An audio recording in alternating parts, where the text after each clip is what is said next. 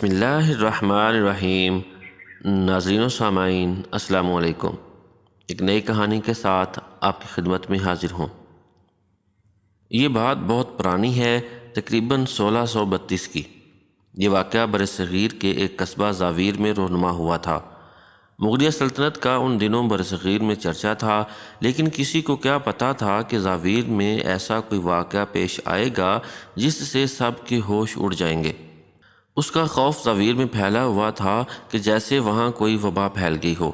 اس قصبہ میں سب لوگ اپنے گھروں میں بند ہو کر رہ گئے تھے۔ وہ پہلے ہی زاویر کے 3 گھروں کو اپنا شکار بنا چکی تھی۔ ہر کسی کو یہی دھڑکا لگا رہتا تھا کہ آج تو باری ہماری ہے۔ خوف کے مارے زاویر میں رات کو کوئی سوتا بھی نہیں تھا۔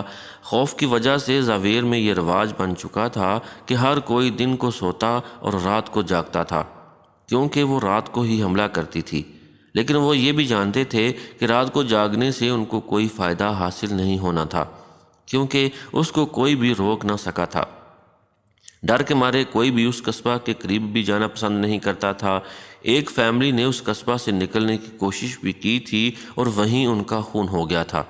اس لیے لوگوں کے پاس گھروں میں نظر بند ہونے کے علاوہ اور کوئی چارہ بھی نہ تھا۔ علی اپنی امی یعنی سلمہ سے کہہ رہا تھا، امی کہیں آج کا ناشتہ ہم نہ ہوں۔ عائشہ ٹوکتی ہے، علی یہ تم کیسی باتیں کر رہے ہو، اللہ نہ کرے اس کا نشانہ ہم بنے۔ علی نے کہا، باجی آپ کو پتہ ہے کہ جب اس نے افضل کے گھر پر حملہ کیا تھا تو وہاں سے چیخوں کی بہت آوازیں آ رہی تھیں، خون کے چھینٹے گلی میں بھی آ کر گرے تھے، اور جب لوگوں نے صبح وہاں جا کر دیکھا تو افضل اس کی ماں اور نانی کا پیٹ چاک تھا، لیکن خون کا ایک قطرہ بھی ان میں موجود نہ تھا۔ ان کے گوشت کے لوتھڑے گھر میں جگہ جگہ بکھرے ہوئے تھے، آنتیں ان کے پیٹ سے باہر نکل رہی تھیں۔ ان بیچاروں کی آنکھوں میں کس قدر خوف اور تکلیف تھی۔ سلمہ نے علی سے کہا، بیٹا چپ کرو، ایسی باتیں نہیں کرتے۔ علی بولا، امی میں باہر کھیلنے جاؤں؟ نہیں بیٹا، ایسی کوشش نہ کرنا۔ تمہاری عمر کی ایک لڑکی کل ہی غائب ہو گئی تھی جب وہ کسی سے پوچھے بغیر باہر چلی گئی تھی، اور آج ہی اس کی لاش ملی ہے۔ اگر تمہارے ابو کو پتہ چل گیا کہ تم باہر گئے تھے تو وہ مجھ پر بہت غصہ ہوں گے۔ علی نے اپنی امی سے پوچھا، امی لیکن جب شاہد کے گھر والوں کو اس نے مارا تھا تو تب ابو بھی تو اگلے دن شاہد کے گھر گئے تھے۔ بیٹا ایک تو وہ بڑے ہیں، دوسرا وہ اکیلے نہیں بلکہ بہت سے لوگوں کے ساتھ مل کر گئے تھے۔ چلو اب ان باتوں کو چھوڑو اور عائشہ باجی کے ساتھ صفائی کرانے میں مدد کرو۔ لائبہ جائے نماز پر بیٹھی اللہ سے اپنے شوہر، اپنے بچے اور اپنی حفاظت کی دعا کر رہی تھی۔ لائبہ کے ساتھ تھوڑا سا آگے اس کا شوہر عامر نماز پڑھ رہا تھا۔ عامر اور لائبہ اس گھر میں اکیلے رہتے تھے۔ وہ دونوں دکھ درد میں ایک دوسرے کے ساتھی تھے۔ عامر کی ماں کا مہینہ پہلے ہی انتقال ہو گیا تھا۔ ان کی شادی کو 5 مہینے ہو چکے تھے۔ لائبہ امید سے تھی۔ ابھی وہ دونوں نماز پڑھ کر فارغ ہوئے ہی تھے کہ سامنے والے گھر سے چیخو پکار کی آواز آنا شروع ہو گئی، اور ایسی دل خراش چیخیں کہ لائبہ تھر تھر کانپنے لگی۔ لائبہ چلانے لگی، عامر عامر آ گئی وہ، جلدی سے دروازہ بند کر دو، جلدی کرو۔ عامر فوراً اٹھا اور اس نے دروازے کی کنڈی لگا دی۔ لائبہ عامر کے گلے لگ کر رونے لگی، عامر کب تک ہم یہ سہیں گے، یہ ایک ایک کر کے سب کو مار دے گی۔ عامر خود بہت ڈرا ہوا تھا۔ وہ لائبہ کو حوصلہ دینے لگا، لیکن اس کو خود لگ رہا تھا کہ شاید کل باری ان کی ہو۔ اسے اپنی بیوی اور بچے کی فکر ستائی جا رہی تھی، کیونکہ اس کی بیوی اور ہونے والا بچہ ہی اس کی کل کائنات تھی۔ رات کو 5 بجے تک سامنے والوں کے گھر سے دلخراش چیخوں کی آواز آتی رہی، اور 5:30 چیخوں کی آواز آنا بند ہو گئی۔ زاویر کا ایک اور گھر موت کی گھاٹ اتر چکا تھا۔ اگلی صبح جب عامر اور کچھ محلے والے مل کر سامنے والوں کے گھر میں گئے، دروازے کے نیچے سے خون نکل کر پوری گلی میں پھیلا ہوا تھا۔ عامر نے کانپتے ہاتھوں کے ساتھ دروازہ کھولا تو سامنے کا منظر دیکھ کر اس کے ہوش اڑ گئے۔ عامر کے ساتھ جو دوسرے لوگ کھڑے تھے ان سب کو بھی چپ لگ گئی تھی۔ سب توبہ توبہ کر رہے تھے۔ عامر نے دیکھا کہ دانیال جو اس کا ہم عمر تھا، اس کا کٹا ہوا گلا فرش کے ایک طرف پڑا تھا، جبکہ دھڑ دوسری طرف۔ دانیال کی ابھی تک شادی نہیں ہوئی تھی۔ اس کے بوڑھے بیچارے ماں باپ دونوں رسی کے ساتھ صحن میں لٹک رہے تھے۔ ان کی آنکھیں باہر کی طرف ابل رہی تھیں، ان کی کٹی ہوئی ٹانگیں فرش پر پڑی ہوئی تھیں۔ ان تینوں کے جسم میں خون کا ایک قطرہ بھی نہیں تھا۔ لیکن اس بات پر حیران تھے کہ گھر کے پورے صحن اور جو گلی میں خون پھیلا ہوا تھا وہ کہاں سے آیا۔ اور صرف اسی گھر میں ایسا نہیں ہوا تھا، اس نے زاویر کے جس خاندان کو مارا تھا ان میں سے کسی کے جسم میں خون کا ایک بھی قطرہ نہیں ہوتا تھا، لیکن گھر کے پورے صحن اور گھر کے باہر گلی میں خون کی ندیاں بہہ رہی ہوتی تھیں۔ گھر کے پاس ایک خالی پلاٹ میں گڑھا کھودا گیا اور دانیال کے گھر والوں کو ڈنڈے کی مدد سے دھکیل کر اس گڑھے میں پھینک دیا گیا، کیونکہ اگر کوئی مرنے والے کو ہاتھ یا پاؤں لگا دیتا تو اگلی باری اس کی ہوتی تھی۔ ارے ریشم، کچھ خدا کا خوف کر، پورے قصبے میں اس کا خوف پھیلا ہوا، سب اپنی حفاظت کی دعائیں کر رہے ہیں اور تو یہاں بناؤ سنگار کر رہی ہے۔ نہ تو نے کسی کے گھر جانا ہے، پھر کیوں گھر میں بن ٹھن کر رہتی ہے؟ تو شادی شدہ بھی نہیں ہے اور تجھ جیسی لڑکیوں کو کوئی اچھا نہیں سمجھتا۔ ریشم کی نانی ریشم پر برس رہی تھیں، کچھ اپنی بہنوں سے ہی سیکھ لے، دیکھ وہ دن رات اللہ سے اپنی حفاظت کی التجا کرتی رہتی ہیں، کچھ دعا تو بھی اللہ سے کر لے۔ رہنے دو نانی، میں اس کم بخت کو اکیلے ہی دیکھ لوں گی، وہ سب کو مار سکتی ہے مگر مجھے نہیں مار سکتی، اور جو لوگ اب تک مر گئے ہیں وہ بھی تو اللہ سے دعا کرتے رہتے تھے، وہ کون سا بچ گئے ہیں؟ تو میری بہنوں کی بھی کہہ دے کہ کوئی فائدہ نہیں دعائیں مانگنے کا۔ بکواس نہ کر لڑکی، اللہ سے ڈر، کچھ سوچ سمجھ کے بولا کر، اللہ بڑا رحیم اور کریم ہے، وہ ہماری مدد کے لیے کوئی راستہ نکالے گا، اور اگر ہم مر بھی گئے تو اس میں بھی اللہ کی کچھ رضا ہوگی۔ جاؤ جاؤ نانی، میرے دماغ کی دہی نہ بناؤ۔ ریشم کی نانی وہاں سے چلی جاتی ہے۔ ریشم کے ماں باپ نہیں تھے، اس کی 3 بہنیں تھیں، وہ اپنی نانی کے پاس رہتی تھیں، ان کے علاوہ اس گھر میں کوئی نہیں رہتا تھا۔ رات کے 2 بج رہے تھے، سب جاگ رہے تھے لیکن ریشم سو رہی تھی۔ اس کی ایک بہن ریشم کے ساتھ بیٹھی تھی، جبکہ ریشم کی نانی اور اس کی 2 بہنیں دوسرے کمرے میں تھیں۔ رونے کی آواز سے ریشم کی آنکھیں کھل گئیں، اس نے دیکھا کہ اس کی بڑی بہن عظمیٰ رو رہی تھی۔ کیا ہوا عظمیٰ باجی، رو کیوں رہی ہو؟ ریشم نے اس سے پوچھا۔ ریشم، مجھے لگتا ہے دروازے کے پیچھے کوئی ہے، عظمیٰ نے جواب دیا۔ ارے باجی کچھ نہیں ہے، میں دیکھتی ہوں۔ ریشم نے اٹھ کر دروازہ کے پیچھے دیکھا لیکن وہاں کوئی نہیں تھا۔ دیکھا باجی، کچھ نہیں ہے، لیکن عظمیٰ کی آنکھیں ساکن تھیں، وہ الماری کی طرف دیکھے جا رہی تھی۔ عظمیٰ باجی اب کیا ہوا؟ عظمیٰ نے الماری کے اوپر کی طرف اشارہ کیا۔ جیسے ہی ریشم نے الماری کی طرف دیکھا تو وہ الماری کے اوپر بیٹھی تھی۔ اس نے زوردار چیخ ماری اور ریشم کے اوپر چھلانگ لگا دی۔ نانی نانی، آ گئی وہ، آج ہماری باری ہے۔ عظمیٰ چلا اٹھی، پورا گھر چیخوں سے گونج اٹھا۔ وہ ریشم کے اوپر لپکی، ریشم حواس باختہ ہو گئی، اسے کچھ سمجھ نہ آئی۔ اس نے ایک ہی وار میں ریشم کے سینے میں اپنے پنجے گاڑ دیے اور اس کا دل نکال لیا۔ ریشم تڑپنے لگی اور موقع پر دم توڑ گئی۔ ریشم کے تمام دعوے جو وہ کرتی تھی دھرے کے دھرے رہ گئے۔ ریشم کی بیچاری بہن عظمیٰ سامنے بیٹھی یہ خوفناک منظر اپنی آنکھوں سے دیکھ رہی تھی۔ وہ مسلسل کانپ رہی تھی، اسے اپنی موت کا یقین ہو گیا تھا۔ وہ بھاگنا چاہ رہی تھی مگر اس کے پاؤں نے اس کا ساتھ نہ دیا، چیخنا چاہ رہی تھی مگر ڈر کے مارے چیخ نہ پائی۔ پھر اس نے اپنے نوکیلے دانت ریشم کے گلے میں گاڑ دیے اور اس کا خون پینے لگی۔ جب ریشم کا جسم خون سے اچھی طرح خالی ہو گیا تو اس نے ریشم کو دوسری طرف پٹکا۔ اب وہ عظمیٰ کی جانب بڑھ رہی تھی، عظمیٰ کی آنکھوں میں آنسو تھے۔ اس نے عظمیٰ کا بھی ریشم جیسا ہی حال کیا اور اس کے جسم کو بھی خون سے خالی کر دیا۔ ریشم کی نانی اور دونوں بہنیں جو دوسرے کمرے میں تھیں، انہوں نے کنڈی لگا لی تھی، وہ رو رہی تھیں اور اللہ سے اپنی حفاظت کی دعا کر رہی تھیں۔ اچانک دروازہ کو کوئی زور زور سے کھٹکانے لگا۔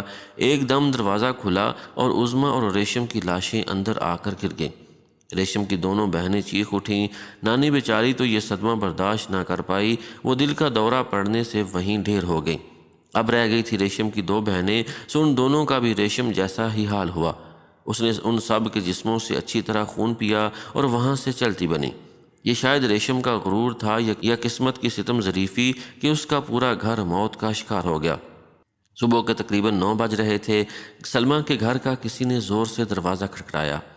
سلمیٰ ڈر گئی، اس نے اپنے شوہر کو اٹھایا۔ سلمیٰ کے شوہر نے دروازہ کھولا اور سلمیٰ کو اندر جانے کا اشارہ کیا۔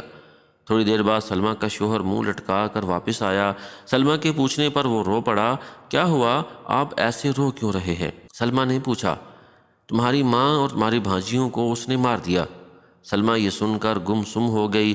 ریشم اور اس کی بہنیں سلمیٰ کی بھانجیاں تھیں اور ریشم کی نانی سلمیٰ کی ماں تھی۔ نہیں نہیں، ایسا نہیں ہو سکتا، میری ماں بیچاری، میری بھانجیاں، ہائے اللہ۔ سلمہ دھاڑے مار مار کر رونے لگی۔ سلمہ کی بیٹی اپنی ماں کو اندر لے گئی۔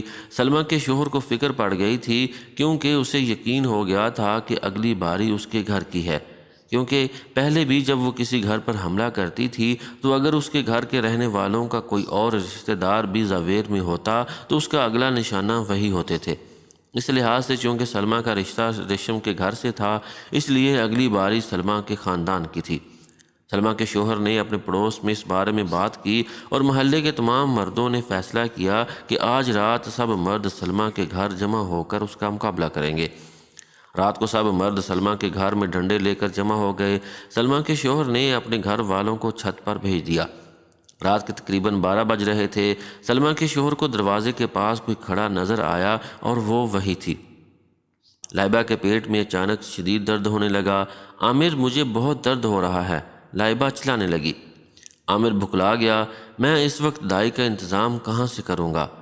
عامر باہر جانے لگا لیکن لائبہ اس کو روکنے لگی۔ عامر نے لائبہ کی ایک بات نہ سنی اور باہر چلا گیا۔ عامر چھپتا چھپاتا دائی کے گھر پہنچا اور کسی طرح دائی کو اپنے گھر لے جانے کے لیے راضی کر لیا۔ جیسے ہی وہ اپنے گھر پہنچا تو لائبہ بے ہوش ہو کر نیچے گری ہوئی تھی۔ عامر نے فوری طور پر لائبہ کو بستر پر لٹایا اور خود باہر آ گیا۔ کچھ دیر بعد دائی باہر آئی اور اس نے عامر کو خوشخبری سنائی کہ اللہ نے اپنی رحمت سے نوازا ہے۔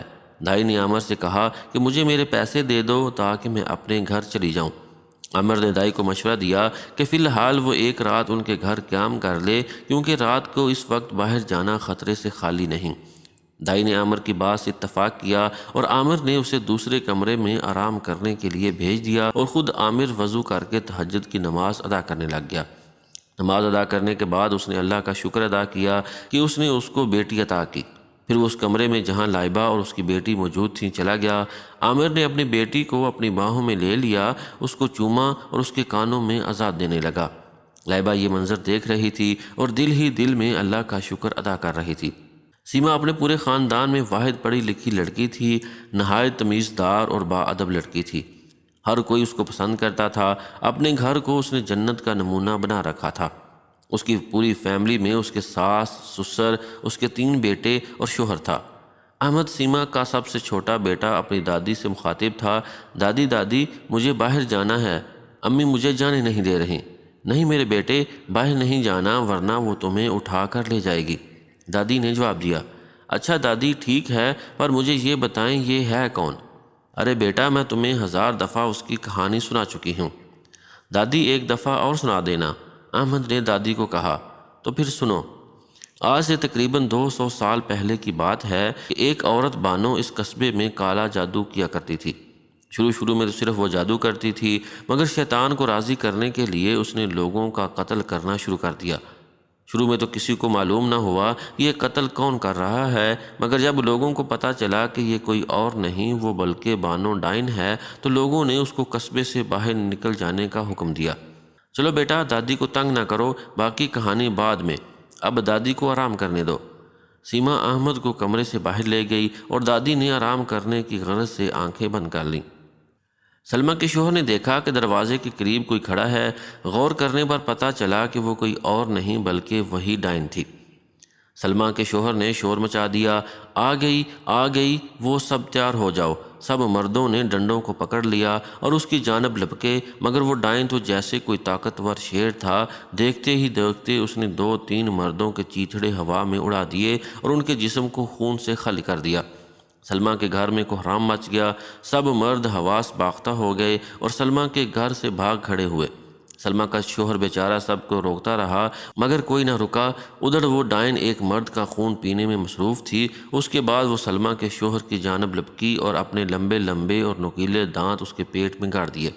پھر جب اس نے اپنا منہ سلمہ کے شوہر کے پیٹ میں سے نکالا تو اس کے منہ میں سلمہ کے شوہر کی آنتیں تھیں۔ سلمہ کا شوہر تڑپ رہا تھا، اس کی آنکھوں میں درد کے مارے آنسو نکل آئے۔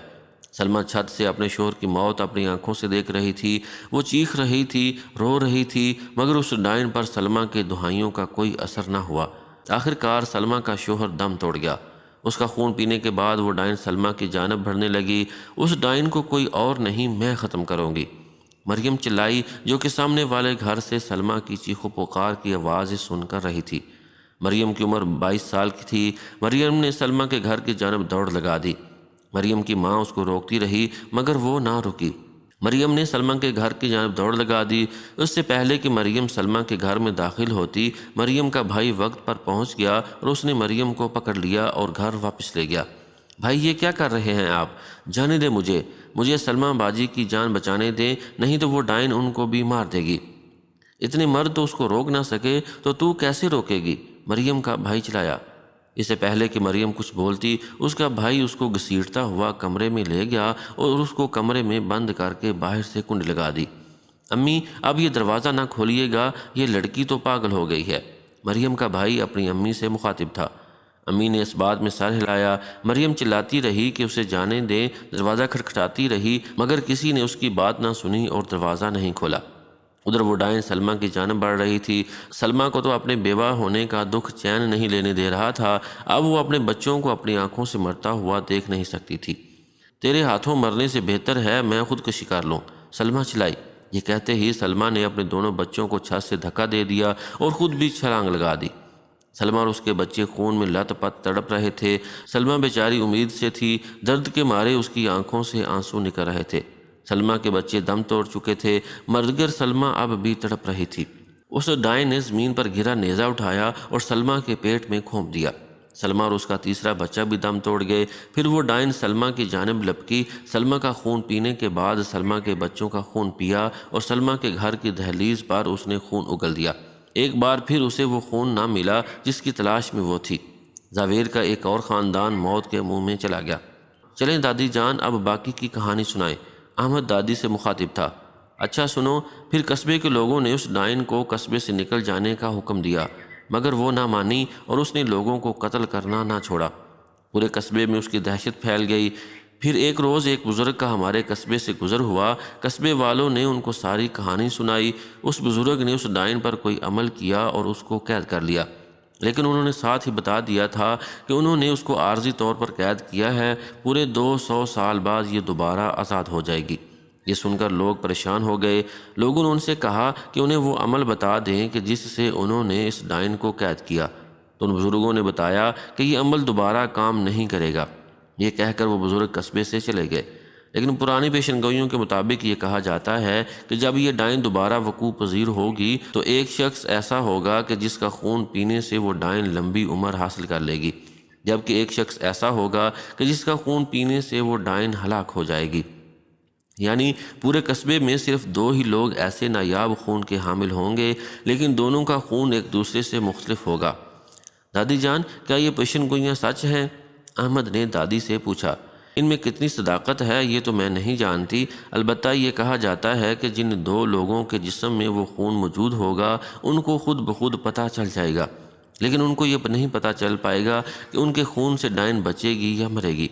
رہی بات ڈائن کی، تو اس کو یہ نہیں پتا کہ کوئی ایسا شخص بھی ہے جس کا خون پینے سے وہ مر سکتی ہے۔